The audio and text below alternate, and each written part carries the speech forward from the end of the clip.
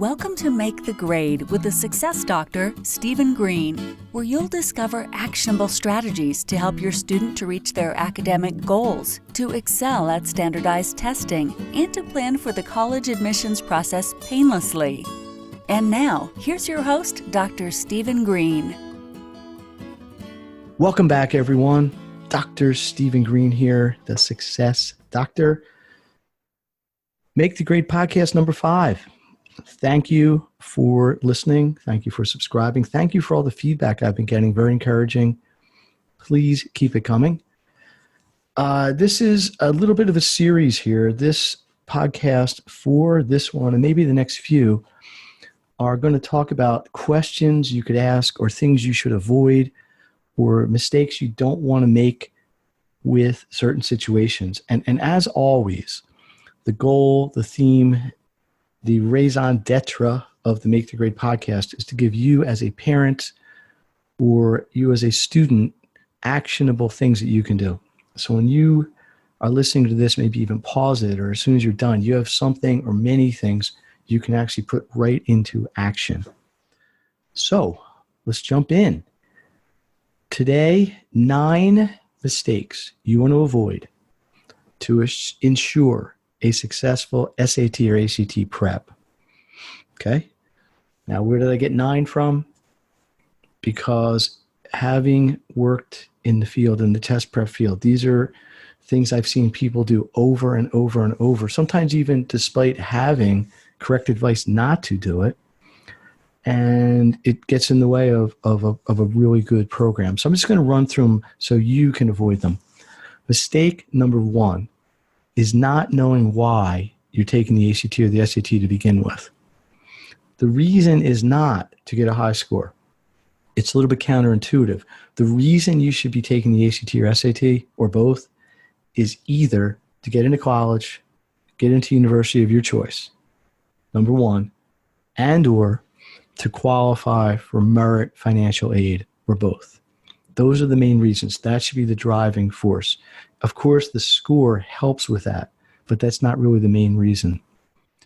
Second mistake to avoid is poor planning. And here I'm not really talking about prepping for the actual test, studying math, studying reading, and so on, studying English, studying science. I'm talking about planning when to take the test. The SAT and the ACT, between them, are given 15 times a year. Approximately every other month, they alternate. There's pretty much one every month you could take, and sometimes it's twice in the same month. But things come up. If you're an athlete and you're in season in the fall, it's not really a great time to plan to take it. So you want to look at the calendar, ideally the summer before your junior year. Look at the calendar, see when you're going to be busy, see when you're going to be free, and plan your prep when you have time to do it properly. Planning around commitments that you're going to have. Mistake number 3 is not doing a proper assessment in the beginning.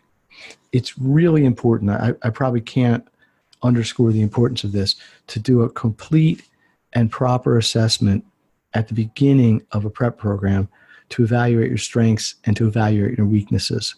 Ideally, this would be done by a test prep professional or a course or something like that, but it's really, really important. It can include, but should not be limited to, prior test scores. Mistake number 4 is not allotting or not allocating enough time to prep properly. Okay? There's a reason why people spend 6, 8, 12, 20 weeks prepping for SATs and ACTs, and the reason is because it just takes that long. These are complicated, dense, very broad, inclusive exams that cover all sorts of things. So you can't cram for them, and don't try to, and don't plan to. These tests don't happen in a vacuum.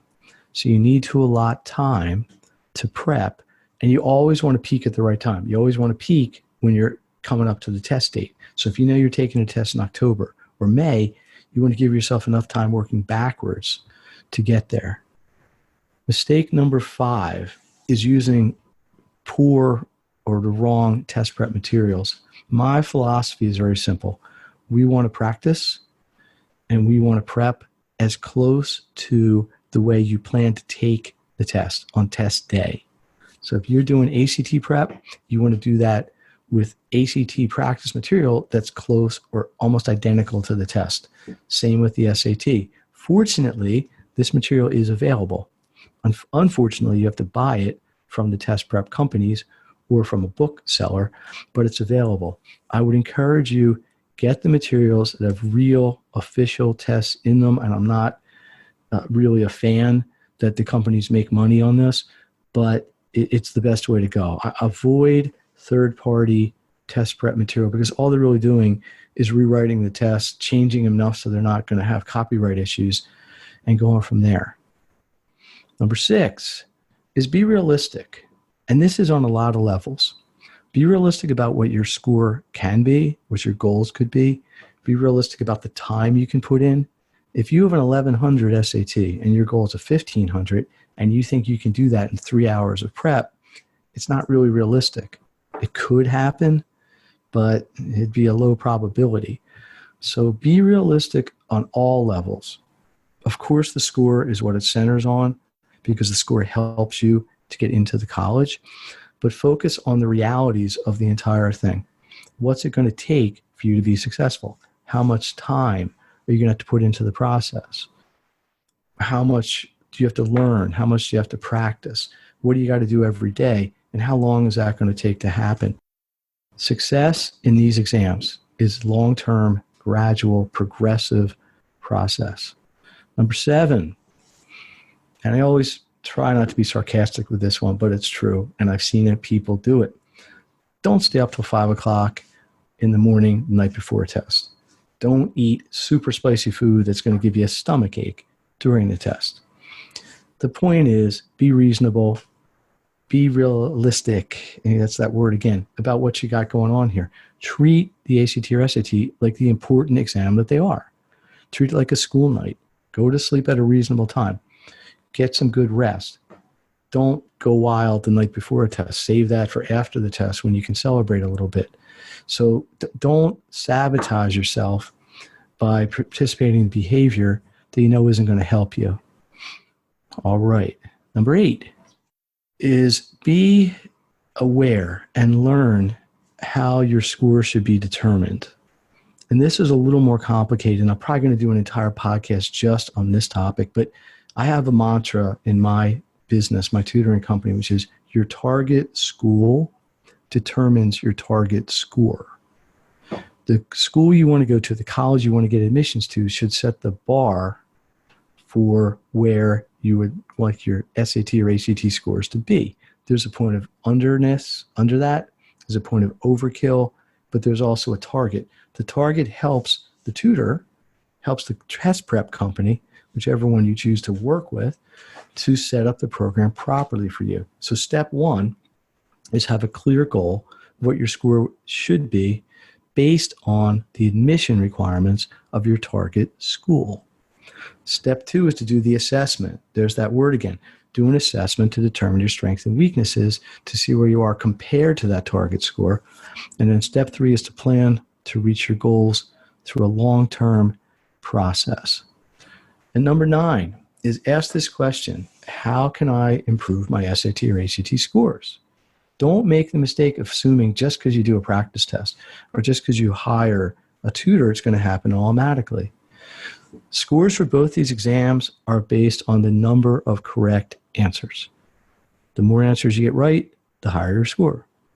So any quality prep program for the SAT or ACT will teach you how to get more answers right in the allotted amount of time, because it is a pace test.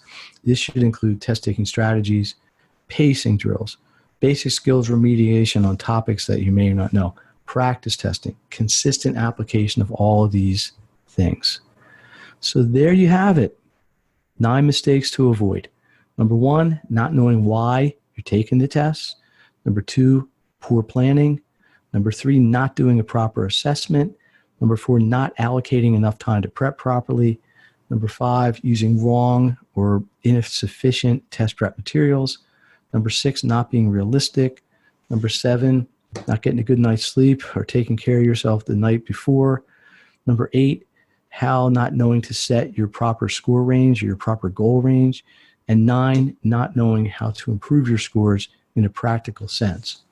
FYI, this podcast and this material, just like the ones in podcast 4, which was about the topic of choosing a good tutor or prep company for yourself, are available also as PDFs and videos if you'd rather or you prefer to see them in that sort of format.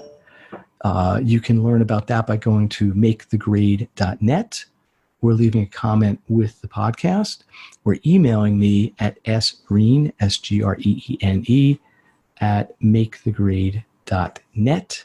We're also on social media, Facebook, Instagram, at Make the Grade. If you search Make the Grade, you should find us.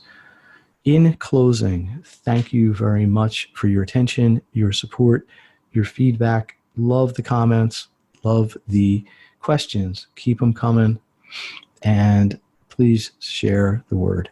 Thank you again. Dr. Stephen Green, the Success Doctor, signing off. You've been listening to Make the Grade with the Success Doctor, Stephen Green. If you enjoyed this episode, be sure to subscribe. For more resources and support, please visit makethegrade.net.